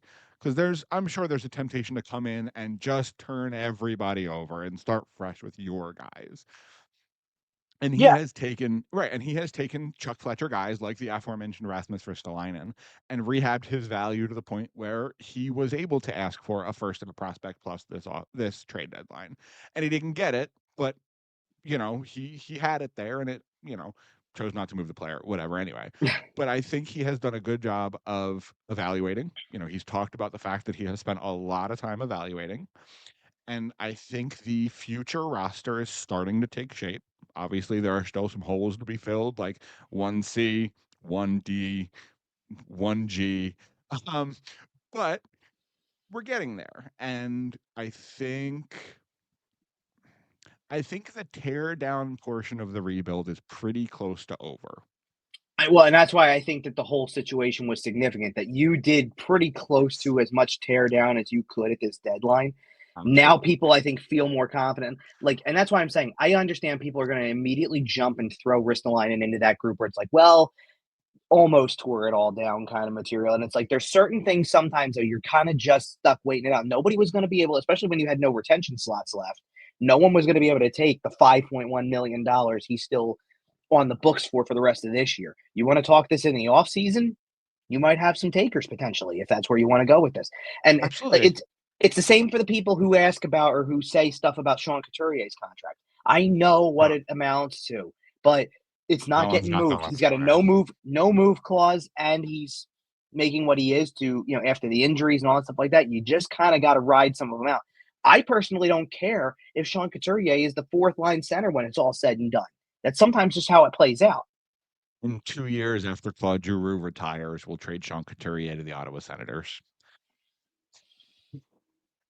I'm doing the math in my head because I'm trying to get to how far into the contract that is because you're still going to be a lot of it left, but you might, who knows? Right, but regardless, so there's 3 retention spots. Obviously, at this point, all of the Flyers are full. Kuzmenko's frees back up after July 1st. Yep. I You mean, will that have was the one. biggest no-brainer of them all with retention. Absolutely. Absolutely. But just moving forward, you'll have 1 retention spot next year. You do have some dead money. So next year, there is still a little chunk of dead money on the cap, but a lot of that frees up after next summer Well, or after next season. one of the things that I would also or at least suggest to consider now, and listen, this will depend probably based on what kind of deals you have out there, or if you have anybody that you Of course. try to get on a 1-year deal that you can kind of sense, if next year is going a little like this year and you're not there yet still, even though you're trying to take the steps towards it, like your draft, you have more draft picks that you've made now where you, okay, got this piece, got that, like your answer to the one goalie thing. I think you have the guy already. I just don't think he's coming anytime soon, but I think you have him. I think if you're going to be serious about making the playoffs, which it sounds like they're going to try to start doing next Oh, year. for next year, you mean? Yeah, I don't think the tandem you have is good enough. And even if it's It's not. even if it's a shorter term solution, like last summer when Linus Ullmark was available, something like that, where you can get a guy, say, hey, we're going to sign you to 3 or 4 years. You're going to be our guy for the first 2 while the young kids come along, type of thing. I don't mind something like that, but I Well, don't know now what's that going to be out there. okay, so let's.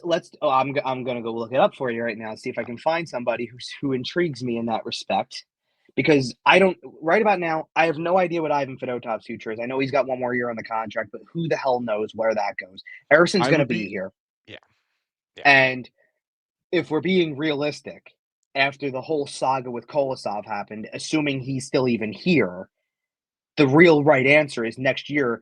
You know what's happening next year? He should be splitting the net in the AHL with Carson Bjarnason, I who agree. goes pro. That's what it Quite, should be. quite frankly, I think Alexei Kolosov has fumbled his bag pretty hefty. Oh, I think sure. this could have been his opportunity to start 50 games in the AHL and prove yourself as a dominant AHL starter because you're competing with Cal Peterson who's making too much money. To Next what? year, you're gonna have to split the net with a guy who's younger than you and just as talented, if not more so. Okay, so let me look at. I'm trying to, in my head, I'm not trying to project anything or anything like that, but I'm Mhm. trying to look at guys who aren't making a ton of money as a goalie right now. Who, like, not the highest profile of guys, but is there a goalie or give me like a comp for somebody that you would accept as other half of a tandem with Sam Harrison? Fletcher Demko. Okay, wow, I think you're really shooting high then. Demko's not available, obviously, but you're shooting No, with no, no, guys no. who. Yeah. I want a guy who's won 20 games at the NHL level before, or something along those lines. Like I don't want to go with a Cam Talbot who's been here before, or a Peter Mrazek who's been here before, or like that whole chunk of goaltenders. Mhm. There's 50 of them, and they're pretty replaceable. And I think that's what you Well, have that's already. why. Like I think Ivan Well, Fedotov can do that. I don't want nah, that. They've struggled. Saying, No. What I'm trying to get at is that I'm looking at names on here that if they could play halfway decent, could win a solid number of games, unlike some of the stuff you're seeing from others, if you know what I mean. Like, you've seen guys who just haven't been able to win a game, and it's always like an adventure. Like, I'll give you one of the names that's on here right now who would be a UFA, and he's making $1 million this year, and he's on the older side, so it wouldn't be a long-term deal, I would imagine. But would you take a David Rittich to bridge the gap between the young guys and the minors? Like, here's the thing. When you say, would I take a David Rittich? Is it better than what they have? Yes. Is it good enough? No. But I'm not necessarily worried about looking for good enough to like be it, because I feel like the names you're giving me are the guy you put in and you think about possibly having that guy for when you're ready for the cup run. But I want a guy who can start game one because I don't think Sam Erson's that right now. Like, I'm okay with it. I'm okay with a tandem. I'm okay with Sam Erson playing 35, 40 games. Fine. I'll elevate you one step further. It's not going to be the best example because he's had his own share of struggles at times. But you want a guy who I feel like can start game one of a playoff series if it came to it, then I'm giving you a guy who has started a game one of a playoff series in the past. Would you take an Ilya Samsonov? Okay, then there we go. See, I'm looking for the level. I was looking for the got to give me the litmus test here of where we're trying to go. Now he won't take the years though. That's the problem. You ready? Go ahead. John Gibson. Oh, don't start there. I've only been hearing about that for God knows how long. No, but I've only been hearing about that for God knows how long, and I'm sorry. Now the difference that now there's a viable name behind him. Well, in front of him, frankly, Lucas Dostal is a real actual goaltender. Yeah, huh? Yeah, John Gibson's pretty expendable, man. Oh, I'm sure he's expendable. Guess what? I got another one who's lined up, and for me, they're identical to me because I think you've got a goalie who could easily take his place. Same situation, just what you're saying with Dostal in Anaheim. Same situation. And what's the other thing about John Gibson's game, or not really his game, but about him? He's always hurt. He's always hurt. When he's starting 60 games a year, sure. No, I know, but now it's going to be a problem because you had to set that precedent because you had nobody, and now you want to shift to the tandem thing, and he could end up on the shelf 1 week into the year. You know what I mean? Guess who the other guy is? That really could be Ryan Ellis 2.0, couldn't it? Well, not only that, but see, I'm not even saying for a second I was thinking the same thing here. It's the other name who actually because you're right, Gibson. It would have to be a trade. He's under contract, but there's a guy who's a free agent who fits the exact same description. There is somebody who's right there with him, I'll call it, who could easily be the starter next year for this team. It's Freddie Anderson. Always hurt. Valid. Team, can give you the good appearances, but hurt a lot. Has a guy right there with him in Kochekov. Yep. Like, you've got it's that to me, it's an identical situation, and he is a free agent. I like Frederik Andersen a lot more than a lot of the names that we've kind of talked about here. I mean, listen, there are also guys free agents go. There are also guys up here who are making a crap ton of money for a goaltender who probably doesn't play a whole lot. That if they were willing to come down, I would actually entertain it because they all have been legit goalies. Like, guess what? One of them just beat you the other day. Okay. Jake Allen's a free agent. Okay. Oh, Jake Allen. Okay. And I get it. He's going on 35 years old. I don't know you're signing a 35-year-old, but okay, fine. No, but okay, fine. Then I'll go. No, then I'll go one step further. Then what about Ville Husso? What? Early 30s. Am I bringing him in for 4.75 million? No. 3 by But if 3? I can get him, I don't love the 3. Like, give literally 3 years or 3 million. Kind of both, honestly. I was going to say, can you give me I'll tell you what, can you go somewhere between the 2 goalie contracts they have now? Give me 2 years between what is Erson, 1.75 or 1.5 or some number that's really reasonable, and then Fedotov's is 3.125, I think. Can you get me in the middle there somewhere at like 2.25, 2.5 for a couple years? I don't know if you're going to be able to look Ville Husso in the face and tell him he's making less than Ivan Fedotov. That's if Fedotov's here is what I'm saying. You don't know. Well, I mean, you'd have to ship him off at that point. But all right, unless you have his rights and he's somewhere else. Fair enough. You never All know. right. Listen, he's already been kidnapped by the Russian government once. We don't need to. Oh, well, nobody Sorry, said too that's where. soon. No, but nobody said that's where it had to be. He could go I play know. he could go play in the Swedish league for all I care. I gotcha. But all right, I think that is a good place to put a pin in our trade deadline discussion here. Let's Yeah, briefly touch on you mentioned it the other day that the Flyers got beat. Turns out that was a theme. Flyers are 0-4 since our last show. We mentioned a 7-game homestand taking place over the span of 12 days. They've lost the first 4, so it's not going great. And it, frankly, it won't for a little while. Nope. And like you mentioned, the Thursday game felt a little bit like the end of an era, a prologue to a funeral. Like, I don't know exactly how you want to phrase that, but it seemed like it was in the air. The reason why I'm kind of making a comment on this because the night that Claude Giroux played his 1000th game and everybody knew what was coming when the next one was going to happen, they wore the alternates. And it felt like they should have come out on Thursday wearing the alternates because instead they did that Saturday. But yeah. Well, I'm convinced my point is he asked for the black jersey. He might have. I have no idea. What I'm getting at is that to play off of your word there, that type of stuff gives that vibe. It did really like you knew something was probably happening. You just had a sense. I can understand if you're a fan and a listener and you're sitting here going, I wasn't going to believe it until I saw a deal in place. Oh, I totally get that. But you could just tell from the vibes. Like there was even something with after the anthem was over, that Travis Konechny turned towards Laughton and kind of gave him a tap on the pads right away. And like you could just feel the vibe from right then and there where it was like, they know. They all know, and he's gone. They knew since he tweeted the picture. Well, that's why I said the word I used for him was acceptance. You know it's possible, and you're gonna agree to it. Okay. So Thursday there was kind of that hanging in the air, and obviously the team just kind of played poorly. Like they'll tell you that it wasn't an excuse. Well, on top of the way that I'd say on top of the way they played, Winnipeg's top line sure looked like Winnipeg's top line. You're playing Winnipeg, right? Oh, I'm trying to figure out which one of the three had the better game.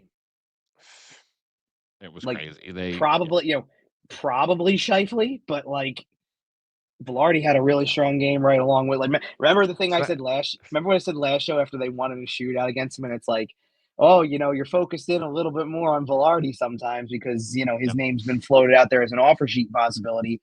You couldn't miss him in this one. Possible. And it was quite an audition if they do end up going down that route in the summer.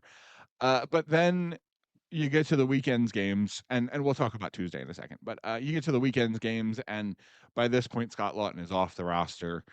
So is Andrei Kuzmenko. Andrei Kuzmenko is off the roster. Erik Johnson is no longer, taking one reserve and sitting in the press box. A scratch. And with quite the look, by the way, when he's sitting in the press, he's got his glasses on. He's like, he looks like $1 million up there. It's very funny, but then as far as that's what and that's what his cap hit was. So it makes sense that he looked like $1 million. And then as far as the on ice product goes, it really took a step back over the weekend. You could tell that the guys were a little bit shell shocked, a little bit upset, with Saturday in particular, because you're still reeling from Friday. Sunday, I think they just played a team that plays a certain style, and now unlike when you played them 3 times in January, or maybe the first 2 times, if we're being real, you didn't have the horses this time like you did before to actually finish the job. And exactly. the frustration is mounting because Travis Konechny hasn't scored more than 2 goals in 24 games now, I think it is, or something. Yep. And then we did also have a little bit of a Matvei Michkov benching scandal during the weekend. Makes a mistake on the first Devils goal, turns the puck over, leads the first Devils goal. He sits basically the back half of the first period. I think it was the last 8 minutes and something. Yeah. I think it's less, obviously, this story is less about the actual, like in the grand scheme of things, truly, in the grand scheme of things, I don't even think the benching is that big of a deal. He made a clear-cut mistake and then sat for 3 shifts? Right. But it's the principle of the matter, because here's the thing. First of all, number one, and this is justified from a fan perspective. You just sold. You're going to miss the playoffs for the 5th year in a row. This kid is everything to your future. It's probably the only reason you're still tuning in right now. And the coach is making a point. And your answer is, what is the point? You're not going to make the playoffs, so just play him through the mistake. See, And I know it was only I get why that is the fan sentiment.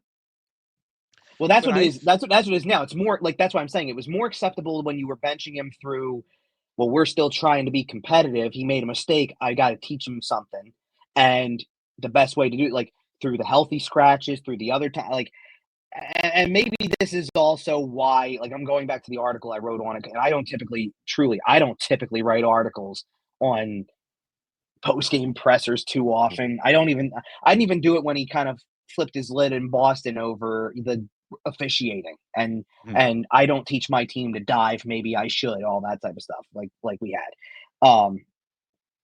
But it was like, after I put the quote in and the clips in there and all stuff like that, after I have all that, I wrote down, like, in the article, he's been a healthy scratch for 2 games this season. On January 30th against the Islanders, he didn't play the final 9:58 of the second and all of the third. January 27th against the Devils, didn't play the final 13:04 of the third period. December 28th against Anaheim, he sat out the entire third period. So it starts to become a pattern, and this might have been like this is actually, because it just straight up is. It's the shortest one of them all. And even Tortorella later, and this was the question that got cut off in the presser, was about, because Charlie O'Connor was asking the question, was basically starting to go down the path of, you said a couple weeks ago when you sat him last that you, in hindsight, wished you had put him back in the game. That it happened in the second period. You could have just sat him out for the final 9:58 of the second and played him in the third. Especially after, by that point, Frost is done for more reasons than one. Partially semi-injured, also on the trading block. I was gonna say, we found out since that he had some pretty severe headaches and was on his way home. I think he might have been home already by then. Honestly. He was. I think he just booked it. But those other 3 games, aside from being scratched 2 times, are the only 3 games of the year that he's played less than 10 minutes. So they're the most noticeable. Like, when I went and looked at his game log and found the 3 games with the shortest ice time that are all below 10 minutes, I was able to figure out by going back to the time on ice sheet that all 3 of them had the same thing in common. He got benched. So when it happens on a regular, consistent basis, it's already frustrating. But I think people accepted it at the end of January for, you kind of don't know what you are right now. You're still hovering in this playoff race, so I can understand you're trying to put an emphasis on, you made a mistake that led directly to a goal in this game or in this situation. I've got to try to do what I can to win the game, and I just don't know if he's – let's also remember, at the end of January, they were coming up on the last handful of games before the Four Nations break, and he was hitting a wall. So and that's – here's where I have a problem with all the hubbub and all the criticism about just play him. Mm-hmm. Couple things here. He got scratched for 2 games earlier this season. Everybody lost their minds. Yeah. How do you look the first handful of games coming out of it? Yeah, I know. He responds well to it. I'm not taking it. Shot out of a cannon, looked great. He has responded fairly well to a lot of these benchings. He has come back strong the following game, or not always. No, I mean, even on Sunday, he doesn't play the rest of the first period. He looked way better in the second period. Exactly, and he had a turnover that led to another goal later on, but that was much less of an egregious error. That's just one of those hockey plays that happens. Sure. Now, the counterpoint that most people are going to make to what you're saying is, then, okay, if he's an example for one mistake, where's the example for anybody else who makes a mistake? But it's different. But it's different circumstances. Right. Those I forget. John Tortorella has said all year long, that he is not coaching Matvei Michkov for this year. He is coaching Matvei Michkov for his development. Right. He has said that consistently. Well, he is setting this kid up with the tools to be a successful NHL player. But let's put it this way, and I didn't even have to watch their show to see this. I overheard Charlie doing a spot after the game on PHLY anyway, because he's not sitting terribly far from where I'm at when he's doing it. And he brought up a good point about that Elaine Vigneault would used to sit there and say when he was coach, that some guys have more money in the bank. That the guy who does a lot more and makes a mistake, he's not getting that treatment because he's got money in the bank. Well, what do you do to draw upon? Yep. But that's why a guy like Travis Konechny can make a mistake and has the track record of, you've done enough other things. I'm not going to just take that away from you over one mistake versus the rookie who came in, who, even though he's second on the team in points, is still building that part of it, especially with a coach who's so fixated on defensive style. You really have to earn that money in the bank with Absolutely. this coach. So and frankly, I think Michkov's response, the fact that he does bounce back, the fact that he does take these benchings and scratchings really very well, is earning him money in John Tortorella's bank to a degree. As far as a deposit with interest. Now, here's why it has the reaction that it does. I can tell you exactly why it gets, and it's not just because it's Michkov and he's like the only thing left that's really worth watching for the rest of this season. It's not just that part of it. Let me read the quote, and then I'll pull out the part that I think means the most to this situation or to how a fan is going to perceive this. Because he cut off the question. He goes, just let me tell you guys something, okay? There are a number of things that come into play, not one specific play, okay? And you are at a disadvantage because I'm not going to give you information. It's not always the play on the ice that I'm trying to teach. So use that as a context before you start all your BS. I'm cleaning it up. There are so many things that go on, and with me trying to develop that player, and I'm going to continue to do it the way I think it should be done. But don't just look at the play. No, he didn't do the job as far as back checking. No, he didn't do the job in the offensive zone. But there are a number of things that come into play. And again, I need to show you the respect that I'm not going to give you that information, and you don't realize that. So don't make a bigger deal than you think you need to. Now the end is just him putting his foot down on please, what he's, and here's the thing. Asking me about it. Which is the irony of the situation, because it's just going to make us ask about it more. That's the whole point. Everybody wants to know what's this information. And okay, you don't have to be willing to give it, but you're going to get asked about it. The part that I was going to highlight, though, was use that as a context. Because this is my point with, so what's the context? You just sold at the deadline. You're not making the playoffs for the 5th year in a row. This kid is the biggest talent you've got on the team. That's supposed to be the end-all, be-all of your future for right now until there's more surrounding him. And he's getting benched in an otherwise meaningless game toward the standings. So where is he? And that's the context that people are going to take when he's trying to tell you there's other context that goes into it. It's not just the one play you saw, but I'm not going to tell you what that context is. So don't start with your crap. But everybody is going to start with their crap because you won't give us any information. So it's left to speculation. It's one of those things where I think everyone in this situation is doing their job. I think John Tortorella is doing his job, coaching, teaching, mentoring the young player. Well, I think the media is doing their job by asking the questions, but I also think that John Tortorella is doing his job by not answering them and protecting his player. Well, because here's the kind of crossroads that this situation meets, if you will, okay? Because this was the second kind of interesting post-game presser that John Tortorella had this week, no less. Yep. The first one, though, is not designed to be about anyone in particular. He comes in after they lose a game to Winnipeg. The trade deadline's the next day, and he's going to get ahead of something with, let me lead off, guys. I said what I wanted to say in the room, and anything I say up here is not going to help matters. So I'm just not going to say anything on it.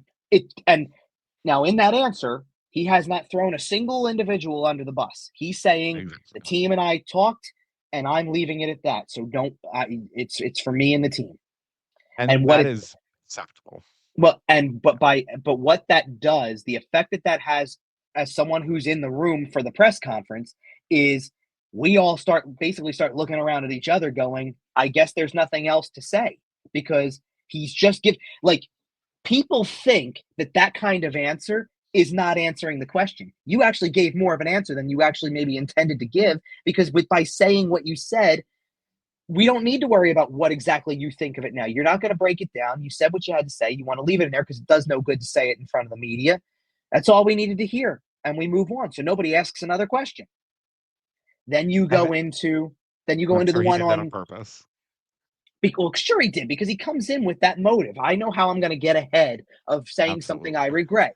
I'm going to put my foot down and say, like, the funny part is, I was thinking about this before we started, it's a kinder way of saying all the things he used to say when he was coaching the Rangers, where he would come in and go, I'm not taking questions. Here's what you get. We sucked. And this is the, whatever. He's now doing it in like a kinder sort of way where it's like, let me lead off here. I'm like, basically the loose translation of what he said was, if I answer questions honestly, I'm going to say something I regret. So I just think it's better if I leave what I said in the room and we don't do this. And everybody kind of has no choice but to shut up, and he walks away. I will say, spending that 1 year in the media between Columbus and Philadelphia, yeah, it kind of did do something for him. It did wonders for John Tortorella's media training. Now, it hasn't been perfect. No, and here's the thing: when you get to Sunday, though, now you've got to be a little bit more careful, because it is clearly about one player.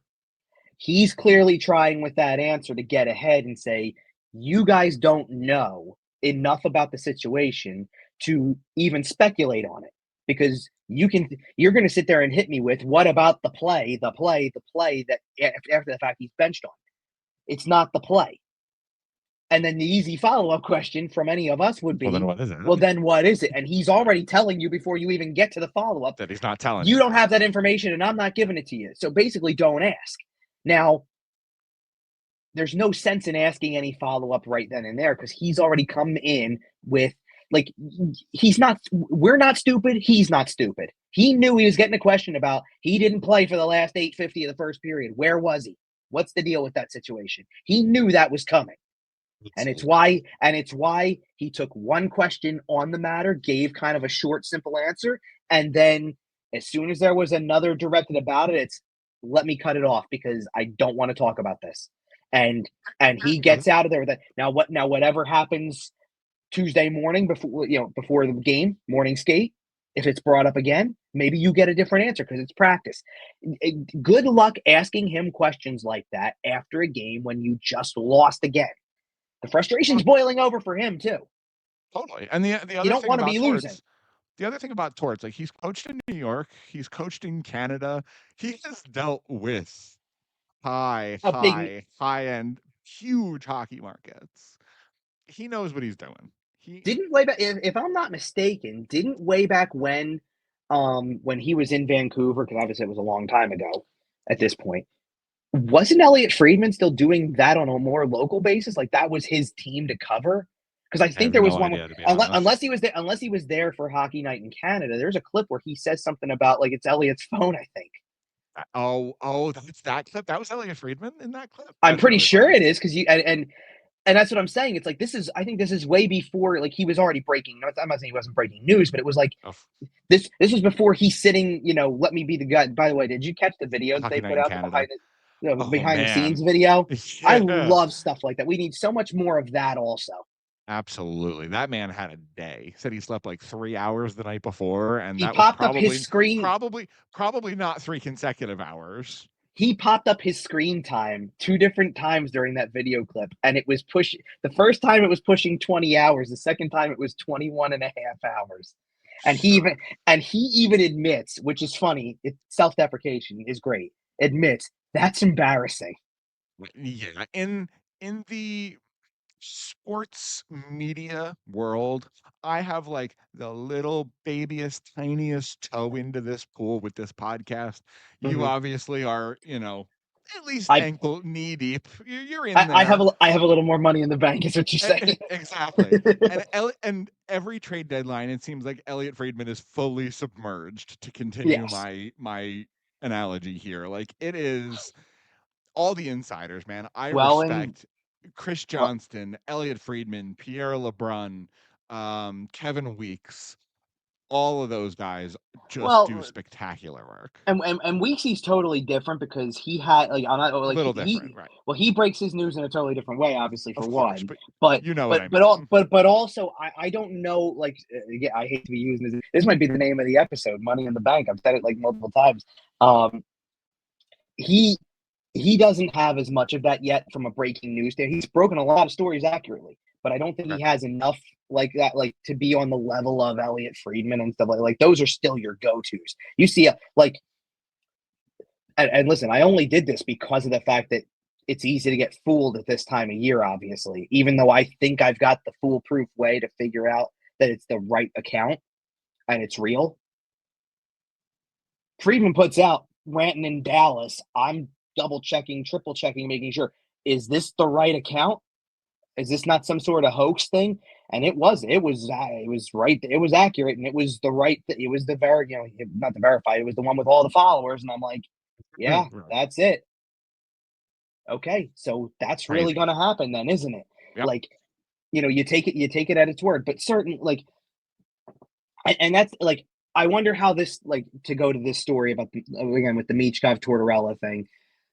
Let's see how this evolves over the rest of the year, Sure. like even over the next day or so, because it's just part of the equation. And I think people are also feeling a little robbed of, the style that Tortorella wants to play, what he's trying to teach to a degree is taking away from having a kid that's all flash and probably, who knows, maybe he runs away with the Calder because of all the points he's able to get. Like I saw they just put out like a panel vote, I guess, that they do on the award races on NHL.com or something like that. And I saw who won among the voting.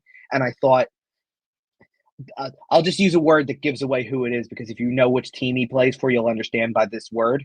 My immediate thought was typical. Oh, okay. Okay. So it was Lane Hudson, huh? Yeah, and I just um, like to listen, here's me, if you legitimately want me to pick a winner today, I'll pick Celebrini. I think he's been the yeah, better of the four guys to this point. And actually, I don't even know if I would put Hudson frankly, second. I think I I would think put I'm Wolf picking second. Dustin Wolf. Yeah. I I, listen, I still think Celebrini gets the edge because he's missed time and he's near point per game, but I think Wolf is not far behind. And I would put Wolf second, especially, you know what? That also changes heavily if they make the playoffs. I was about to say I'm pulling up the Western Conference. Yeah, they're currently in the second wild card spot. If they make the playoffs, that's Dustin Wolf, man. Okay. The guy who's going to be playing starting game one. Speaking of guys who Mhm. start game one of a playoff series, he might be doing it as a rookie. Absolutely. Very true. Yep. So, okay, we have a quick little looking ahead segment here. I know we mentioned that the Flyers are in the middle of this 7-game homestand. It doesn't Yeah. get easier. It doesn't get easier these last 3 games because you have Ottawa, Tampa, and Carolina, who If at you're a this point fan of are all in a playoff spot. if you're a fan of the draft picks, you're probably looking forward to this week a little bit for what it could It's represent. Listen, if you are a fan of the draft picks, it is officially time to start scoreboard watching for the Pittsburgh Penguins and the Seattle Kraken. By the way, if you want me to fuel the fire here a little bit, the Buffalo Sabres beat the Edmonton Oilers on Monday There it night. is. There it is. All right, and then Don't forget, by the way, that now they're within 6 points, 2 games in hand, and you play them twice down the stretch too. yep, It's a lot of points up there. That is not out of the question. absolutely. And then next Monday, the Flyers will play Tampa, which means we will be recording on Tuesdays. We will be a little bit delayed next week. But I yeah, other than that, wonder what that show is going to be about. that show might be about 0 points over the next 4 games. No, I was no, Um, I was going straight to the looking ahead of the next show we're going to do, and basically just highlighting who they're playing next Thursday. That's probably what the whole show is. Fair enough. And we will find other things to talk about. Don't get it wrong. In the meantime, make sure you're following us on social media. We're at YWT Podcast. Kevin is at Kevin_Durso everywhere except for Blue Sky. Find us everywhere you find your podcast, including sportstalkphilly.com. Subscribe to our YouTube channel, like this video. Yeah, other than that, I think we covered just about everything. If you are listening on audio, we appreciate you. Make sure to hit subscribe. Consider leaving us a review. Consider checking us out on YouTube. Um, Kevin, anything else you got today? Anything else to dump the notebook out on the trade deadline? No, not really. I mean, we didn't highlight a ton of some of the other ones that went on around the league per se, but you know what? It's because we've done that so many times before because the Flyers haven't given us enough to talk about that we have to do the around the league stuff. We had a lot to talk about with them that it only made sense. Yeah, and we'll touch on around the league stuff next week. I think we'll really start touching on around the league stuff as we get into our playoff previews a couple Playoffs. of weeks Oh from God, now. yeah. So, yep, make sure you're subscribing to us. Get back here for our playoff coverage. It's a lot of fun. Yeah, Yeah, we're getting close to. I would say we'll see how that goes though too. I mean, We'll have playoff coverage, I promise. oh, Even I if it's know. I just didn't me. say we wouldn't. I'm saying we'll see how that plays out schedule wise as it gets around a little bit. Absolutely. So, speaking of schedule again, we will be back next Tuesday, Wednesday, as opposed to this week's Monday, Tuesday. Make sure you're subscribing and follow along. And until then, see ya.